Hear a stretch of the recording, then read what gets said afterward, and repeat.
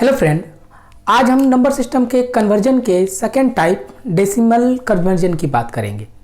इससे प्रीवियस वाले वीडियो में मैंने आपको डेसिमल रिप्रेजेंटेशन बता दिया था, जहाँ पे हम बाकी नंबर सिस्टम के वैल्यू को डेसिमल में रिप्रेजेंट करते हैं। अब एज ए नेम कि हमें डेसिमल कन्वर्जन करना है, यानी अब डेसिमल वैल्यू को बाकी नंबर सिस्टम के वैल्यू में कन्वर्ट करना हमारा डेसिमल कन्वर्जन का काम है। और इसके अकॉर्डिंग देखें तो हमारे पास तीन तरह के कन्वर्जन हैं कि डेसिमल को बाइनरी में कन्वर्ट करो, या तो डेसिमल को ऑक्टल में कन्वर्ट कीजिए, या फिर डेसिमल को हेक्साडेसिमल में कन्वर्ट कीजिए। तो ऑलरेडी इसके जो मेथड हैं मैंने आपको प्रीवियस वीडियो में बता रखा है। आज हम इसके कुछ एग्जांपल से इसे करके देखते हैं कि किसमें कुछ ट्रिक्स भी लगते हैं और कुछ रूल्स भी लगते हैं। ठीक है, अब हम पहले वाला बात करते हैं डेसिमल टू बाइनरी कन्वर्जन की। अगर मैं डेसिमल टू बाइनरी कन्वर्जन की बात करूं तो हमें पता है कि इस पूरे मेथड में डेसिमल कन्वर्जन में हम डिवीजन मेथड का इस्तेमाल करते हैं। डिवीजन बाय बेस वैल्यू, यही था। इसी को आप रेडिक्स वैल्यू भी बोल सकते हैं, division by base value. For example, अगर मैं डेसिमल को बाइनरी में कन्वर्ट करना चाहता हूं किसी डेसिमल नंबर को, फॉर एग्जांपल एक छोटा सा ले लेता हूं, जैसे कि मैं 25 हमारे पास एक डेसिमल नंबर है, इसे हमें कन्वर्ट करना है बाइनरी के फॉर्म में।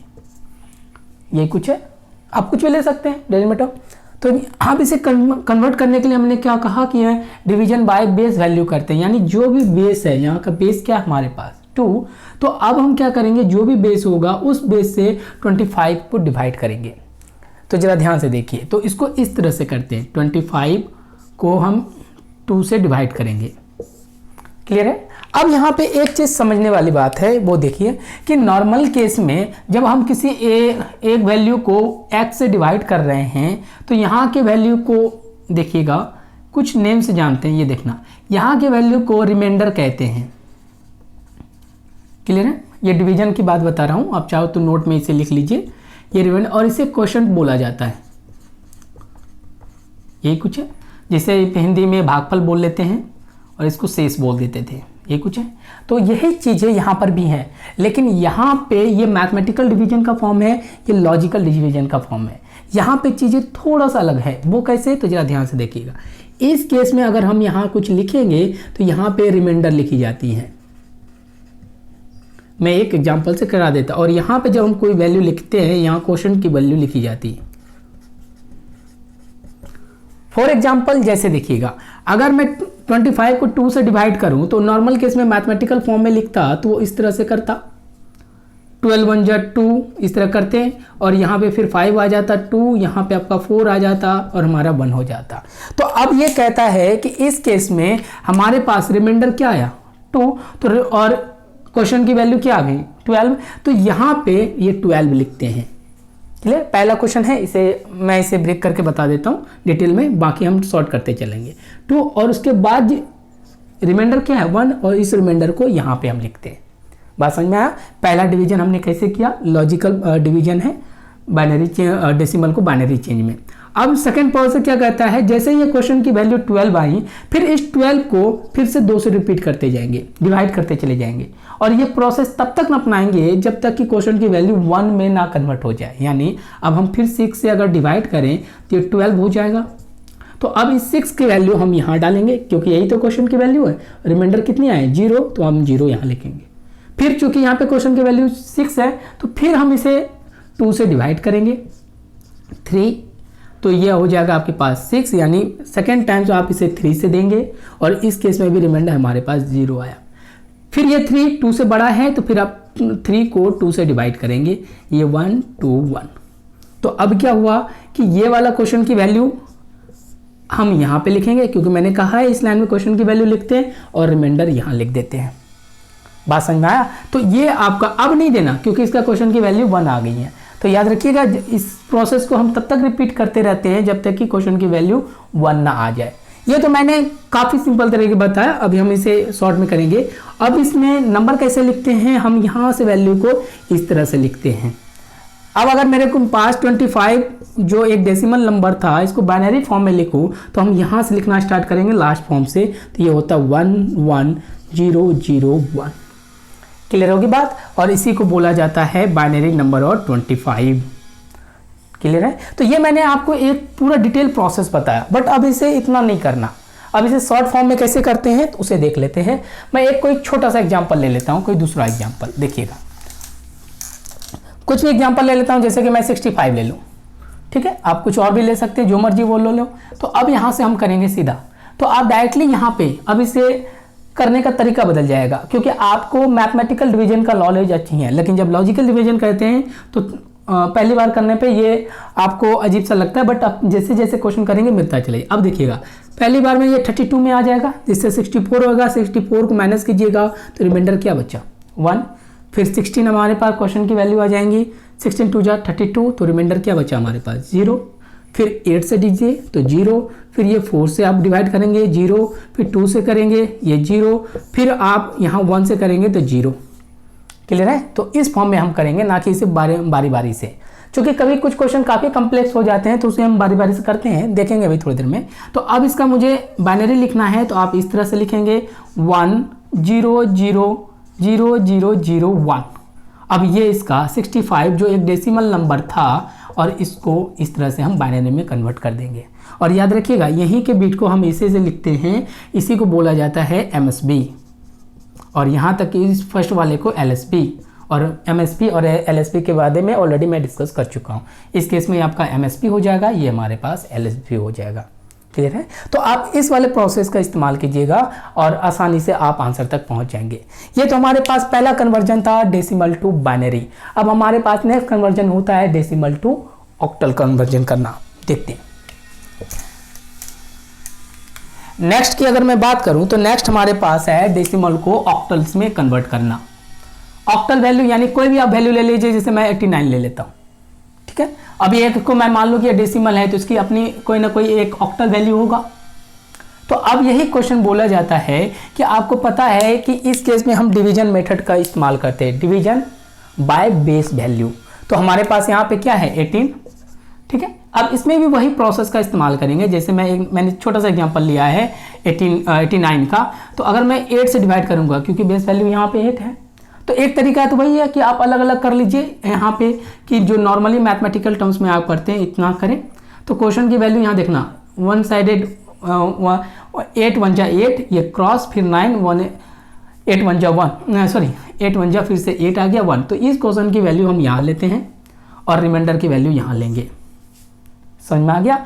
फिर चूंकि अब यहाँ पे हम तब तक डिवाइड करेंगे कि जब तक क्वेश्चन की वैल्यू 0 to 7 के बीच ना आ जाए, यानी 8 से छोटा ना हो जाए। और आपको पता है ऑक्टल वैल्यू है, ऑक्टल वैल्यू 0 to 7 के बीच लाई करता है। तो अभी ये 11 क्वेश्चन की वैल्यू 0 to 7 के बीच में रेंज में तो है नहीं, यानी इस वैल्यू को फिर से रिपीट करेंगे, 8 से डिवाइड करेंगे हम। फिर 1 से आप दे तो ये कितना हो जाना 8 3। तो यानी आप पहले अब इस केस में आप 1 इस क्वेश्चन की वैल्यू को यहाँ लिखेंगे और इस रिमाइंडर की वैल्यू को यहाँ लिखेंगे। अब आगे नहीं जा सकते हैं क्योंकि हमारे पास क्वेश्चन की वैल्यू 1 आ गई। तो इस केस में सॉरी, हाँ ठीक है, हमारे पास क्वेश्चन की वैल्यू हमारे पास 8 आ गई। अब यहाँ पे देखिएगा, अब आप इसको इस तरह से लिख देंगे तो हमारा आंसर क्या हो जाएगा। तो यहाँ देखना 1 3 1। क्लियर है। यानी जो 89 हमारे पास एक डेसिमल वैल्यू था, अगर मैं इसको ऑक्टल में कन्वर्ट करना चाहूँ तो ऑक्टल के केस में हमारे पास 131 8 के टर्म्स में चला जाएगा। समझ में आया। तो अब आइए ये वाला फॉर्म समझ में आ गया कि कैसे हमने यहाँ पे इस चीज़ को किया। इसी को बोला जाता है डेसिमल टू ऑक्टल के फॉर्म में रिप्रेजेंट करना। अब आइए और याद रखिएगा इस प्रोसेस को तब तक रिपीट करेंगे जब तक क्वेश्चन की वैल्यू 0 to 7 के बीच ना आ जाए, क्योंकि यहाँ पे मैंने 1 टाइम्स में दिया 8 क्रॉस हो गया, फिर 1 टाइम्स में दिया 1 हुआ, यहाँ 11 है, 11 को फिर 1 टाइम्स में ही देंगे आप तो हमारे पास 3 रिमाइंडर आएगा। तो अब आगे नहीं बढ़ सकते, ठीक है, हम यहीं पे से स्टॉप कर देंगे। ये तो मैंने आपको एक तरीका बताया। अब मैं आपको कोई दूसरा एग्जाम्पल लेके बता देता हूँ डायरेक्टली। जैसे कि मैं एक एग्जाम्पल ले लेता हूँ, कुछ भी ले लो, 420 ले लीजिए, ये लीजिए। अब मैंने जैसे 420 लिया तो अब यहाँ देखिएगा, अब आप डायरेक्टली करेंगे इससे, यही है 8 5 जा 40 40 हो गया, 2 और 0 8 2 जा 16, तो रिमाइंडर क्या आ जाएगा हमारे पास 4। फिर 8 6 जा 48, ठीक है, इससे रिमाइंडर क्या आ जाएगा हमारे पास 4। अब देखिएगा क्वेश्चन की वैल्यू 8 से छोटा हो गया, 0 to 7 के बीच में, तो आप इसको इस तरह लिख देंगे 6 4 4 420 जो हमारे पास डेसिमल नंबर था, इसका ये ऑक्टल रिप्रेजेंटेशन है। समझ में आया। तो ये प्रोसेस होता है हमारे पास ऑक्टल रिप्रेजेंटेशन का, कैसे डेसिमल को ऑक्टल से रिप्रेजेंट करते हैं। और तो आप बहुत सारे एग्जांपल ले सकते हैं, ये तो प्रैक्टिस का मैटर है, बट हमें जो मैटर समझना चाहिए था वो मैंने आपको यहाँ बता दी। समझ में आया। अब हम इसके तीसरे फॉर्म में चल लेते हैं। जैसे कि तीसरा फॉर्म है हमारे पास डेसिमल टू हेक्साडेसिमल में, ये भी है डेसिमल कन्वर्जन का लास्ट फॉर्म, जिसे डेसिमल टू हेक्साडेसिमल कहते हैं। तो इस केस में आप चाहो कोई भी वैल्यू ले लो, जैसे कि मैंने ले लिया 289, एक डेसिमल वैल्यू है। अब मैं इसे हेक्साडेसिमल से कन्वर्ट करना चाहता हूँ, और हेक्साडेसिमल का रेंज आपको पता है 0 to 15 ही होता है, और 15 के 10 के बाद number A B C D E और F में कन्वर्ट हो जाता है, ये आप जानते हैं। अब यहाँ देखिएगा, अब हमारे पास फिर से डिवीजन मेथड है, क्योंकि डेसिमल कन्वर्जन करने का तो एक ही तरीका है, decimal division by base value. तो हमारे पास 289 आप 16 से डिवाइड करना चाहते हैं, ये कुछ है। तो फिर से मैं इसका एक डिटेल में बता देता हूँ, फिर हम डायरेक्टली करेंगे। अब आपको 289 से करना है, तो यानी 16 को 289 से आप डिवाइड करेंगे। पहले 1 टाइम्स में लगेगा, ये कितना आ जाएगा 16, ये 2 और 1 9। अब क्या हो जाएगा 16 8 जा 128, यही कुछ होगा, और रिमाइंडर क्या बचिएगा 8। यानी कि अब यहाँ पे हम लिखेंगे ये वाला वैल्यू, यानी कि क्वेश्चन की वैल्यू यहाँ लिखी जाएंगी और 1 की वैल्यू यहाँ पे रिमाइंडर यहाँ लिखी जाएंगी। और चूंकि क्वेश्चन की वैल्यू, अब देखिएगा, अब इस केस में क्वेश्चन की वैल्यू हम इसे तब तक डिवाइड करते रहेंगे जब तक क्वेश्चन की वैल्यू 0 से 15 के बीच ना आ जाए। अभी ये तो 16 से बड़ा है, यानी कहने का मतलब 16 से छोटा ना आ जाए, तो यानी कि 18 को फिर से डिवाइड करेंगे आप 16 से, ये देखिएगा, तो ये 1 16, तो रिमाइंडर क्या आया 2। तो इस क्वेश्चन को यहाँ लिखो, रिमाइंडर को यहाँ लिख दीजिए, तो हमारा आंसर क्या हो जाएगा, इस तरह से हम लिखेंगे। क्लियर हुआ।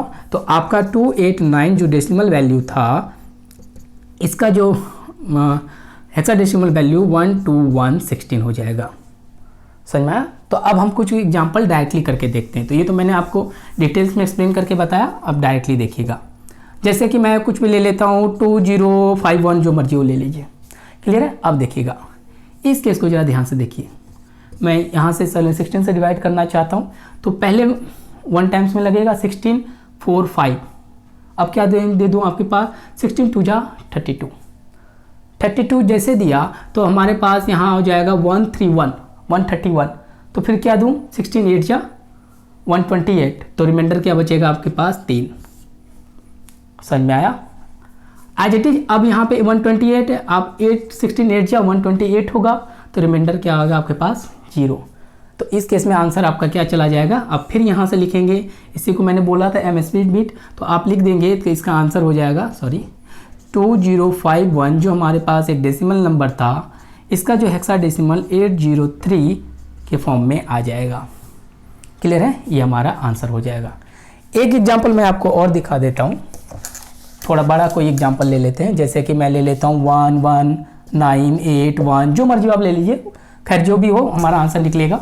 देखते हैं इस केस में अगर मैं बात करूं, जरा ध्यान से देखिएगा। पहले टर्म्स में पहले मैं 16 से डिवाइड करूंगा, क्योंकि बेसिकली मैथमेटिकल फॉर्म मैंने आपको बता दिया है। तो 119 है, तो मैं क्या करूं 16 7 जा 112 होता है, 112 को इससे माइनस कीजिए तो 78 हो गया। तो 16 4 जा 64, उससे आ गया 141 141। फिर उसको आप किससे डिवाइड करेंगे 8 से। 8 से करेंगे तो इसे रिमाइंडर आ जाएगा 1 और 3। क्लियर है, समझ में आ गया। अब आइए, अब फिर हम इससे इसको डिवाइड करें 16 4 जा 64 आएगा 108, और 16 6 जा 96, तो रिमाइंडर बन जाएगा आपके पास 12। समझ में आया, आ गया। फिर आप 16 2 जा 32 करेंगे। क्लियर है, और 32 को इसे माइनस करेंगे तो ये आ जाएगा 14। तो हमारा आंसर क्या जाएगा, इस तरह से लिखेंगे 2 14 12 और 13। लेकिन आपको पता है कि अगर हम इसको हेक्साडेसिमल में लिखना चाहते हैं कि 10 के बाद जो हेक्साडेसिमल का फॉर्म ABCDE और F में बदल जाता है, ये 2 और इसको क्या लिखेंगे, ये E की वैल्यू होती है। ऑलरेडी प्रीवियस क्लास में मैंने डिस्कस कर रखा है। यहाँ आपके पास 12 है, 12 किसको रिप्रेजेंट करता है C को, और ये 13 है, 13 किसको रिप्रेजेंट करता है D को। तो हमारा आंसर ये हो जाएगा 16, यानी जो मैंने वैल्यू लिया था 11981, इसका डेसिमल फॉर्म में अगर हेक्साडेसिमल में कन्वर्ट करूं तो इस फॉर्म में उसका आंसर बनके तैयार हो जाएगा। तो तो ये हमारे पास कन्वर्जन का एक तरीका था डेसिमल का, जिसको मैंने दिखाया। Thank you.